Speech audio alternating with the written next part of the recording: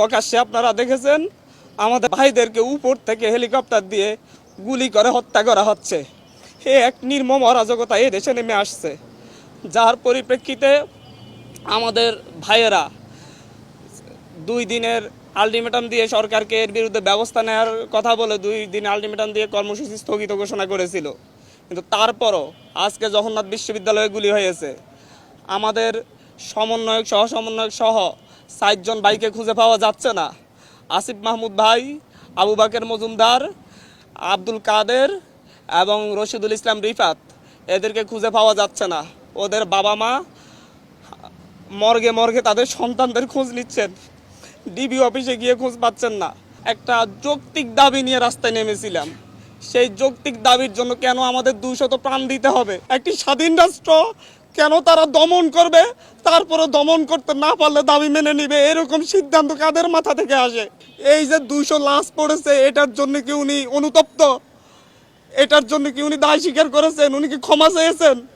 আমরা কিভাবে এই রক্ত খেকো মন্ত্রীদের সাথে আমরা আলোচনা করতে পারি, যারা রক্তের বন্যা বয়ে এই দেশে একটা অরাজক পরিস্থিতি সৃষ্টি করেছে? আমাদের বাইরে কি ক্যাম্পাসে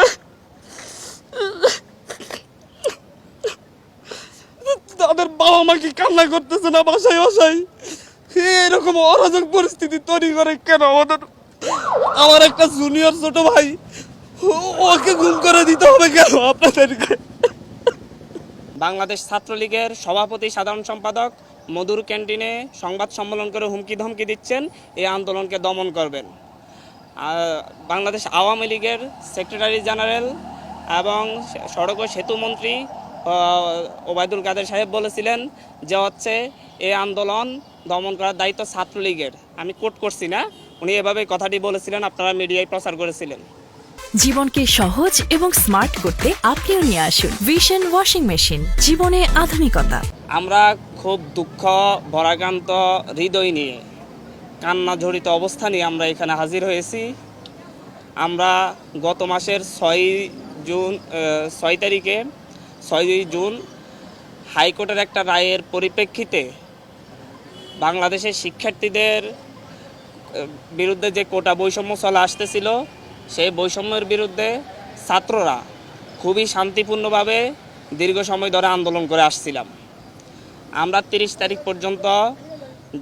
জুন পর্যন্ত সরকারকে আলটিমেটাম দিয়েছিলাম যে অতি দ্রুত যেন হাইকোর্টের রায় স্থগিত করে আমাদের দাবিগুলা নিয়ে সরকার বিচার বিভাগের মাধ্যমে হাইকোর্টের রায় স্থগিত করে আমাদের দাবিগুলা নিয়ে আলাপ আলোচনা করে। কিন্তু 30 তারিখ পর্যন্ত সরকারের পক্ষ থেকে কোনো ধরনের আলাপ আলোচনা করা হয় নাই। পরবর্তীতে 1 জুলাই থেকে ছাত্রদেরকে সঙ্গে নিয়ে আমরা শান্তিপূর্ণভাবে 15 তারিখ পর্যন্ত, আপনারা দেখেছেন, বাংলাদেশের ইতিহাসে সবচাইতে শান্তিপূর্ণ আন্দোলন করে আসছিলাম। এর মাঝে সরকারের পক্ষ থেকে বিভিন্নভাবে আমাদের সাথে যোগাযোগ করা হয়েছিল, আমাদের দাবি দাওয়া মেনে নেওয়ার আশ্বাস দেওয়া হয়েছিল, বলেছিল আমাদের সাথে সংলাপের ব্যবস্থা করবেন। এমনকি প্রধানমন্ত্রী যেদিন রাতে চীন সফর থেকে ফিরে এসেছিলেন, সেই দিন প্রধানমন্ত্রীর একটি প্রতিনিধি দলের সঙ্গে আমি সহ আরও 2 জন সমন্বয়ক, মোট 3 জন মিলে বেইলি রোডের একটি রেস্তোরাঁয় বসে আমরা আলাপ করেছিলাম, তাদের কাছে আমাদের দাবি দাওয়া তুলে ধরেছিলাম। ওনারা প্রধানমন্ত্রীর কাছে বিষয়গুলো পৌঁছে দিবেন এবং কোনো মন্ত্রীর মাধ্যমে আমাদের সাথে সংলাপের ব্যবস্থা করবেন বলে সেদিন সন্ধ্যার মধ্যে একটি সংলাপের ব্যবস্থা করবেন বলে আশ্বস্ত করেছিলেন। আমরা দুপুর 11টায় যখন সেখান থেকে ব্যাক করি, ক্যাম্পাসে এসে আমরা জানতে পারি ডিএমপি কমিশনার হুমকি ধমকি দিচ্ছেন, ছাত্রদেরকে আর রাস্তায় দাঁড়াতে দিবেন না। বাংলাদেশ ছাত্রলীগের সভাপতি সাধারণ সম্পাদক মধুর ক্যান্টিনে সংবাদ সম্মেলন করে হুমকি ধমকি দিচ্ছেন এই আন্দোলনকে দমন করবেন। বাংলাদেশ আওয়ামী লীগের সেক্রেটারি জেনারেল এবং সড়ক ও সেতু মন্ত্রী ওবায়দুল কাদের সাহেব বলেছিলেন যে এই আন্দোলন দমন করার দায়িত্ব ছাত্রলীগের। আমি কোট করছি না, উনি এভাবে কথাটি বলেছিলেন, আপনারা মিডিয়ায় প্রচার করেছিলেন। তারপর থেকে আপনারা দেখেছেন 15 তারিখ 16 তারিখ থেকে সারা দেশের ছাত্রদের উপর যে অমানবিক নির্যাতন চলে আসছে, দমন করার এক হাতিয়ার নিয়ে আসছিল। ঢাকা বিশ্ববিদ্যালয় ক্যাম্পাস সহ সারা দেশের সকল পাবলিক বিশ্ববিদ্যালয়ে এক দানবের মতো লাঠিয়াল বাহিনী, পেটুয়া বাহিনী নেমে এসেছিল। রাতের আঁধারে জাহাঙ্গীরনগর বিশ্ববিদ্যালয়ে বহিরাগতদের দিয়ে অভিযান চালিয়েছিল। বিসির ভাষা ভাঙচুর করে সেখানে ছাত্রদের উপর নির্যাতন চালানো হয়েছিল। অনেক শিক্ষকরাও সেখানে আহত হয়েছিলেন। ঢাকা বিশ্ববিদ্যালয়ে সকালবেলায় দুপুরের দিকে পেটুয়া বাহিনী দিয়ে, টোকাইদের দিয়ে মেয়েদের উপর, নারী শিক্ষার্থীদের উপর, সাধারণ শিক্ষার্থীদের উপর যেভাবে হায়ানাদের মতো হামলে পড়েছিল তা সারা জাতি দেখেছে। আর এরপরে কি হলো? এরপরে দেখা গেল এর প্রতিবাদে সারা দেশের মানুষ, সারা দেশের সাধারণ শিক্ষার্থীরা রাস্তায় নেমে এসেছিল। তার উপর চালানো হয়েছে ক্র্যাকডাউন। সেখানে ক্র্যাকডাউন চালিয়ে প্রায় আমরা এখন পর্যন্ত, যেহেতু আমরা অনলাইনের সাথে যুক্ত নয়, মিডিয়ার মাধ্যমে যেটা পাচ্ছি সেখানে কোনো মিডিয়ায় বলা হচ্ছে যে 2 শতাধিক, কোনো মিডিয়ায় বলা হচ্ছে 3 শতাধিক। আমরা মনে করি এর চাইতে বেশি সংখ্যক আমাদের ছাত্র ভাইয়েরা খুনের শিকার হয়েছে। তাদেরকে রাস্তায় নির্বিচারে গুলি করে খুন করা হয়েছে। প্রকাশ্যে আপনারা দেখেছেন আমাদের ভাইদেরকে উপর থেকে হেলিকপ্টার দিয়ে গুলি করে হত্যা করা হচ্ছে। এ এক নির্মম অরাজকতা এ দেশে নেমে আসছে, যার পরিপ্রেক্ষিতে আমাদের ভাইয়েরা 2 দিনের আলটিমেটাম দিয়ে সরকারকে এর বিরুদ্ধে ব্যবস্থা নেওয়ার কথা বলে 2 দিন আলটিমেটাম দিয়ে কর্মসূচি স্থগিত ঘোষণা করেছিল। কিন্তু তারপরও আজকে জগন্নাথ বিশ্ববিদ্যালয়ে গুলি হয়েছে। আমাদের সমন্বয়ক সহ 7 জন ভাইকে খুঁজে পাওয়া যাচ্ছে না। আসিফ মাহমুদ ভাই, আবু বাকের মজুমদার, আব্দুল কাদের এবং রশিদুল ইসলাম রিফাত, এদেরকে খুঁজে পাওয়া যাচ্ছে না। ওদের বাবা মা মর্গে তাদের সন্তানদের খোঁজ নিচ্ছেন, ডিবি অফিসে গিয়ে খোঁজ পাচ্ছেন না। এক থানা থেকে আরেক থানায় তাদেরকে ঘুরপাক খাওয়ানো হচ্ছে। এ কোন স্বাধীন সভ্য রাষ্ট্রে আমরা বসবাস করতেছি? আমরা এই জাতির কাছে প্রশ্ন রাখছি, আমরা প্রধানমন্ত্রীর কাছে প্রশ্ন রাখছি। 71-এ কি 30 লক্ষ শহীদেরা রক্ত দিয়ে আমাদেরকে এরকম একটা রাষ্ট্র উপহার দেওয়ার জন্য রক্ত দিয়েছিলেন? এই পর্যায়ে আমাদের যেটা আমরা দেখতে পাই, আমরা তো একটা যৌক্তিক দাবি নিয়ে রাস্তায় নেমেছিলাম। সেই যৌক্তিক দাবির জন্য কেন আমাদের 200 প্রাণ দিতে হবে?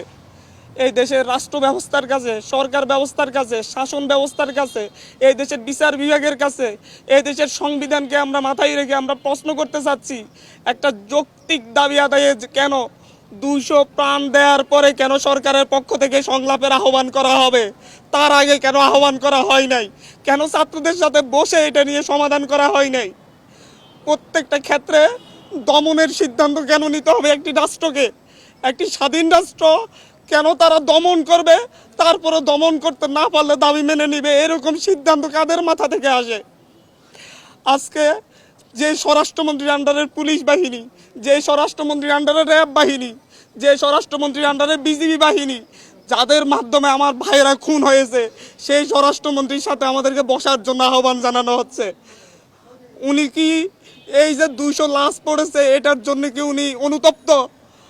এটার জন্য কি উনি দায় স্বীকার করেছেন? উনি কি ক্ষমা চেয়েছেন?